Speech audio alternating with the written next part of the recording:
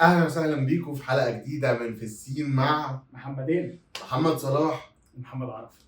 النهارده موضوع الحلقه يا جماعه اجتماعي، وبنتكلم عن فكره عدم اليقين في طريقك عامه. هنتكلم اكتر باستفاضه وهنفصص الموضوع ده، وعندنا كده كذا حاجه عايزين نفتح قلبنا معاكم فيها، بالظبط. ولكن بعد الانترو. يلا بينا. اكشن. انت بتقول لي في مقوله انت سمعتها كنت بتفرج كده على ريفيو لعمر ابو المجد، كان اللي هو صاحب قناه من عناية، بيعمل ريفيوز للافلام وكده. فكان بيعمل ريفيو لفيلم الميكروفون بتاع احمد عبد الله.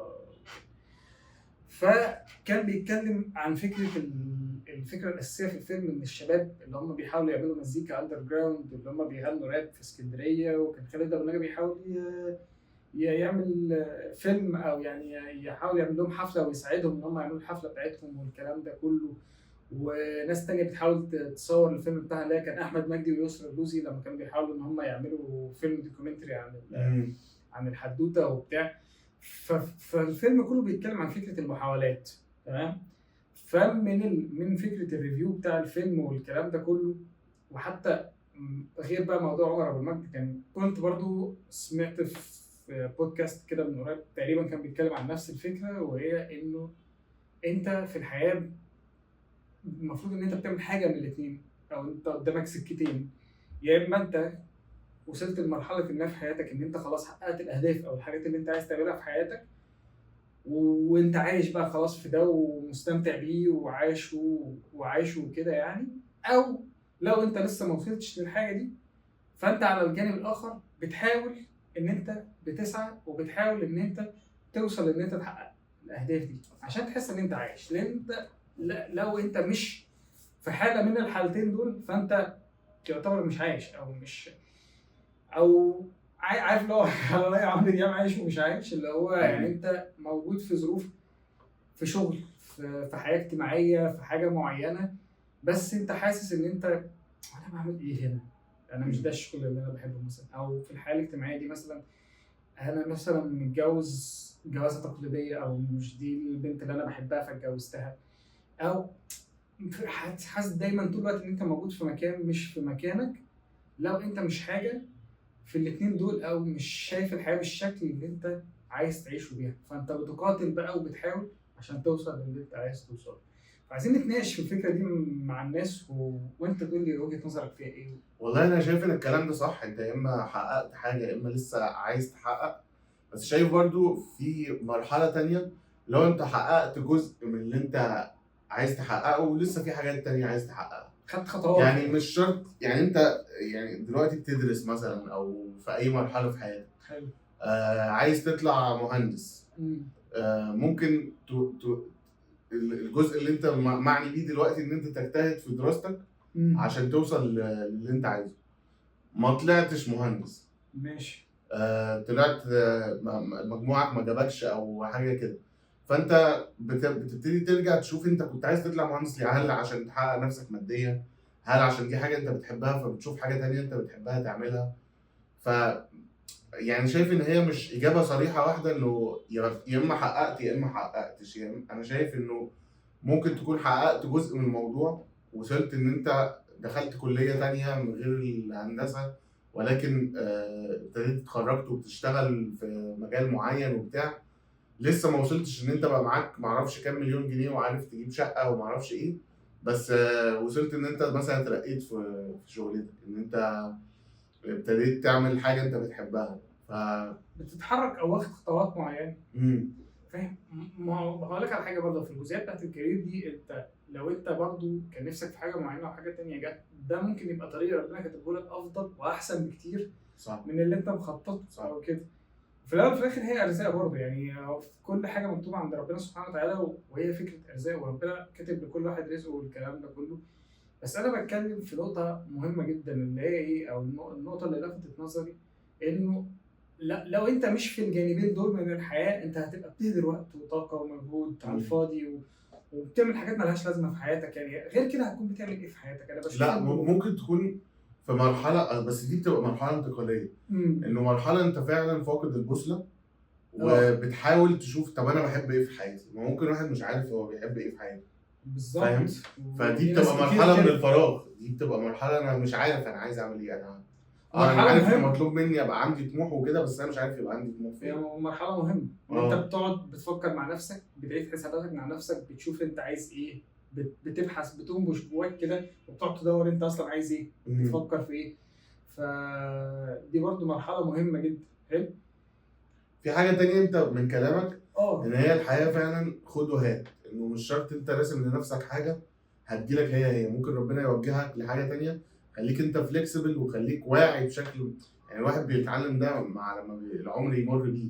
بس لو انت عارف من الاول ان الدنيا مش كده، مش فكره ان انا هطلب حاجه وهتجيلي كده، لا طبعا مش فكره. مش بسهوله كده. ممكن تجيلك وممكن لا، فاهم؟ بالظبط فهي مش لو ما بسهوله. جاتلكش انت هتبقى، المهم تكون ان انت بتسعى.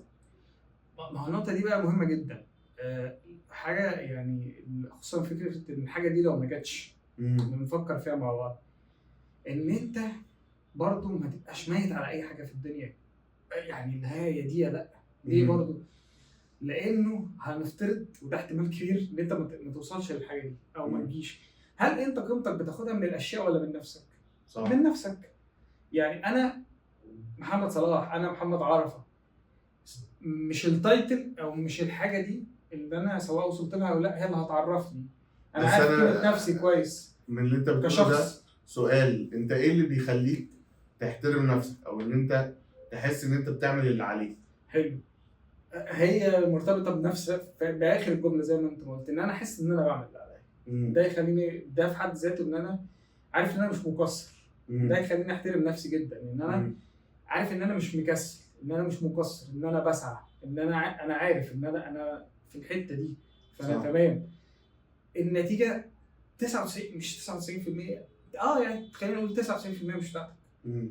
انت في ايديك السعي بس النتيجه طب بإيد دلوقتي ربنا. مثلا انت عايز تبقى نجم، يا اما نجم اول يا اما نجم تاني مثلا، حلو. ده طموحك في التمثيل. مظبوط. هل مثلا انت دلوقتي ابتديت تعمل مشاهد مثلا 4 مشاهد 10 مشاهد بالظبط في سيكونس مسلسل بتاع. وانت في المرحله دي انت مطالب منك ان انت تحس ايه؟ ان انت لسه ما وصلتش. طب هل لو فضلت في المرحله دي 10 سنين مثلا، لسه 10 سنين بتعمل نفس الحاجة. كم مشهد في مسلسل؟ لا طبعا هيبقى الموضوع صعب. مم. هيبقى الموضوع صعب جدا، لان مش ده طموحي على المستوى الفني او المستوى الكارير يعني بشكل عام. لا انا طموحي اكبر من كده بكتير. ب... فده طالما طموحي اكبر من كده بكتير، فده هيتطلب مني ان انا لو بعمل مجهود دلوقتي بنسبه 100%، لا هخليه 200%، مم. 300%. عشان خلاص طالما انت عايز تبقى في الحته دي، ادفع الثمن بقى يا باشا. ما هو ده مش ببلاش يا باشا. صح. كل حاجه ليها ثمن. ما هو مش ببلاش. يعني انت كل حاجه ليها ثمن. انت مش هتنام كتير. ما فاكر الفيديو ما هتنامش كتير. لا بس مش كلام تنميه بشريه اللي احنا كنا بنسف عليه ده، لا يعني مش قصدي كده. نام يا عم براحتك واعمل اللي انت عايزه، بس قصدي لا لو انت بتبذل هتساكريفايس او مجهود، هتضحي بحاجات. هتضحي بحاجات، هتضحي بوقت اكتر، بمجهود اكتر، بسعي اكتر. طالما انت عايز تبقى في الحته دي، طالما انت شايف نفسك في الحته دي، وبرضه عشان تبقى شايف نفسك في الحته دي مش من فراغ، لا انت في مؤشرات لده. يعني انت اشتغلت مع مخرجين كبار، في ناس خدت معاهم ورش، فاقول لك ان انت شاطر. يعني في برضه علامات مقدمات للموضوع. مش حد يبقى هو اصلا ضايع في الطريقه ومتخيل نفسه ان هو هيبقى صح. احمد مكي مثلا. صح، لازم تبقى عقلاني وصريح. لو انت مش صريح عارف مع نفسك، امكانياتك وحدودك.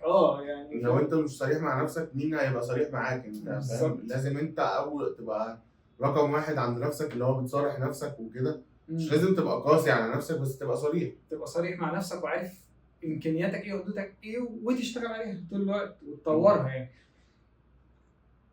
خلينا بقى نربط ده بحاجه تانية كنا بنتكلم فيها، او نقطه تانية يعني ملتصقه بالموضوع. حلوه ملتصقه دي، اللي هي فكره ايه، او اللي هي ليها علاقه بعنوان الحلقه بتاعت عدم اليقين. تمام. في الجانب او في الجزء بتاع الفن بالذات يا عرفه، فكره عدم اليقين دي، وخلينا نستعير جمله كده كان كتبها المخرج استاذ كريم الشناوي في بوست ليه مؤخرا، انه اللي داخل اللعبه بتاعت الفن دي بالذات هو كانه بيكتب تعاقد مع نفسه يعني او بيمضي عقد مع فكره عدم اليقين دي. هو الفن كده، انت ممكن تضحي بحاجات كتير، بوقت ومجهود وفلوس وسعي ومش عارف ايه، في الاخر العمل يطلع وحش. ممكن العمل يطلع وحش، ممكن انت ما توصلش للحاجات اللي انت عايز توصل لها. صح. وانت بتضحي على الجانب ده بايه؟ بكارير مستقر، بسفريه ممكن تسافرها، بجواز في الوقت الحالي، حاجات كتير انت ممكن تبقى مأجلها صح. لحين ان انت تستقر في كارير التمثيل اللي هو اصلا مش مستقر. يعني عايز اقول لك ان النجوم فيه بتعاني. النجوم نفسهم، بيعمل مسلسل السنه دي نجح، هو هيبني مسلسل السنه الجايه، ما نجحش هو هيلاقي صعوبه كبيره قوي عشان يبني مسلسل السنه الجايه، وده النجم. فما بالك بالناس اللي تحت النجم بتعاني معاناه اكبر بكتير. فخلينا نتفق على فكره انه هي الحلقه دي اجتماعيه فنيه في نفس الوقت. انه لو حد داخل اللعبه بتاعت الفن دي بالذات، وندها ندهتك وانت حبيت الموضوع قوي والكلام ده كله حلو، الكلام ده كله، بس خليك عارف ان انت فعلا بتمضي عقد مع الحياه كده، مع فكره عدم اليقين. انت في ريسك كبير، انت يا هتبقى يا مش هتبقى، ما فيهاش. والنقطه اللي انت لسه بنتكلم عنها عارفها، بتاعت انه لو انت فضلت سنين كتير وبتعمل مشهدين وسيكونس والحاجات دي، لا انا مش متفق مع الحته دي خالص. انا وجهه نظري الشخصيه، الشغلانه دي هتبقى ما تبقاش. الحال اللي وسط الماء ده بالنسبه لي، مع احترامي لكل الناس ولكل المساحات التمثيليه واللي بيعمل مشهد بس انا بتكلم عن طموحي الشخصي او حاجتي انا الشخصيه. انه لا، انا عن نفسي مش بشوفها كده. انا بشوف ان انت لو ما وصلتش ان انت تبقى نجم صف اول او نجم صف تاني على الاقل، ملهاش لازمه. هتضيع وقت وعمر على الفاضي. مش ليه؟ لان انت هتبقى من جواك مش متحقق فنيا، لان انت مش بتعمل مساحات الادوار اللي تبرز تمثيلك. لو تقدر تشوف شخصيه بمساحه طويله فيها تفاصيل، عامل لها بقى تفاصيل وباك جراوند وهيستوري وتفاصيل، وبتتفرج على الكاركتر ده طول الفيلم او طول المسلسل، فانت متوحد مع الشخصيه او متابع بيها. ده على المستوى الفني. على المستوى المادي كمان، فكره الناس اللي بتعمل مشهد ومشهدين وسيكونس والحاجات دي، برضو انت ما بتاخدش انت ما بتاخدش الاجر اللي يقدر يعيشك بشكل مستريح. طبعا. لكن لو وصلت لمرحله انت نجم، معاك فلوس ومعاك فلوس كويسه كمان، خلي يا جماعه النجوم بياخدوا فلوس كويسه عشان يكتب عليكم معيشان كويس، فاهم قصدي؟ فهي الفكره في كده، انه هما جانبين. انت يا اما وصلت اللي انت عايز توصل له، وربنا يعني يبلغنا يا رب كلنا المرحله دي، او على الجانب الاخر انت طول الوقت بتحاول انك توصل للحاجه اللي انت عايز توصل لها دي، ولكن حط كده في اللاوعي عندك كده في خلفيه دماغك من ورا انه الحياه بشكل عام ما فيهاش ضمانات. بس انا عايز اخد رايك في حاجه مهمه جدا في القصه دي كمان. هل الحياه ما لهاش ضمانات في فكره الفن بس، ولا الحياه ما فيهاش ضمانات؟ انا شايف في اي كارير تاني، في اي حاجه في الحياه انا كنت لسه هقول لك فكره عدم اليقين دي الاستاذ كريم الشناوي كان بيتكلم عنها. انا افتكرت دلوقتي اصلا ان انا على لينكد ان بتاعي انا شغال في الاعلانات. حلو. فان انت بتشتغل على بريف اعلانات او بريف بيجي لك ان انت تكتب محتوى او كده، في عدم يقين كتير لدرجه ان انا كنت كاتب العنوان بتاعي سرفايف بالانجليزي وهترجمه surviving creative uncertainties by consuming everyday art. يعني انا بحاول اتعايش مع عدم اليقين اللي في المجال اللي انا فيه عن طريق ان انا بتفرج كل يوم على فن جديد. بالظبط. فده بيلهمني. بالظبط. فاهم؟ ايوه. فاعتقد عدم اليقين موجود في حاجات كتير. اعتقد عادي ممكن لو واحد شغال اي شغلانه ممكن يواجه عدم اليقين ده في طريقه. ممكن بعد ما اشتغل 10 سنين في شغلانه معينه يكتشف ان مش هي دي كانت شغلانته. صح. طب انا ايه شغلانتي؟ كتير بالكارير شيفت. بالظبط. فاعتقد ان هو ينطبق على كل حاجه يعني. مش فكره المجال الفني بس. بس هو اكتر موجود في المجال الفني والمجال الابداعي. هي الشغلانات دي لانها مش شغلانات ثابته قوي. ان هي مش بالظبط. هي مش شغلانه تقليديه انت هتروح من 9 ل 5 هتقعد على مكتبك. بس هو خليني اخد رايك في حاجه، هو ريسك حلو. لا ما تقعدش بقى في مش لا ما تفهمونيش غلط، مش بقول لك ان انت ما تسيب شغلانتك الاساسيه اللي انت فيها دلوقتي وتريسك، لا خليك فيها لحد ما تحقق في اللي انت عايزه. بس انا بتكلم في نقطه ايه برضو، هي برضو بترجع لشخصيه كل حد، عارفه في ايه. انت شخصيتك كده ان انت كل يوم فروم 9 to 5 وبتقعد على المكتب والكلام ده كله. في ناس بتحب ده، وفكره التدرج الوظيفي، انا هنا بعد كده هاخد بوزيشن اعلى، بعد كده ابقى سوبرفايزر، بعد كده ابقى تيم ليدر، بعد كده مش عارف ايه لحد ما ابقى مساعد مدير مثلا، وبعد كده ابقى مدير، وبعد كده افتح شركات تانية، اللي هو الكوربريت لايف دي. ماشي، اللي هي الحياه بتاعت الكوربريت، تمام. في ناس دماغها في الحته دي تمام جدا، وشايف نفسه فيها وشاطر وناجح فيها، حلو.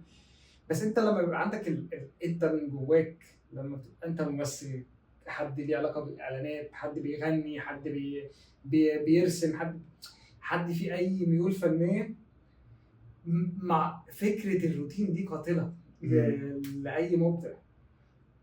معظمهم بيبقوا واخدينها كمرحله بالظبط، لحد ما يوصل بس. ايوه وبعد بالظبط، كده لانه ده جزء من شخصيته اصلا، ان هو الابداع ده، ان هو ما ينفعش كل بيحبش يوم، الروتين. ما بيحبش الروتين، وما بيحبش ان كل يوم يبقى شبه اللي قبله. طب انت مبدع في ايه؟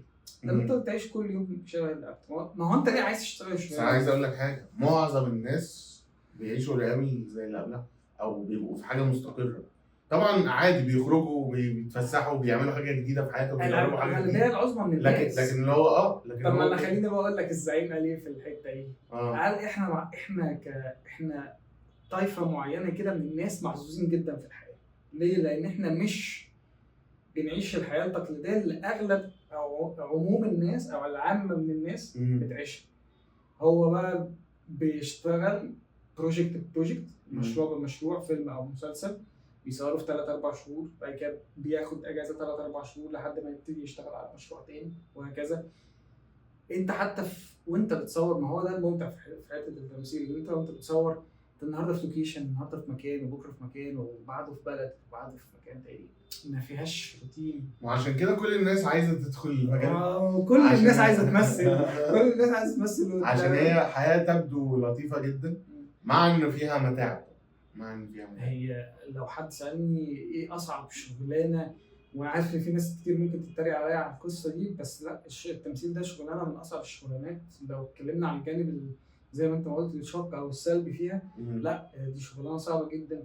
بتنتظر فيها كتير قوي، انت طول الوقت منتظر دور حلو، طول الوقت منتظر اصلا انك انت يجيلك فرصه، طول الوقت منتظر هتعمل ايه بعد كده لو انت بقيت نجم.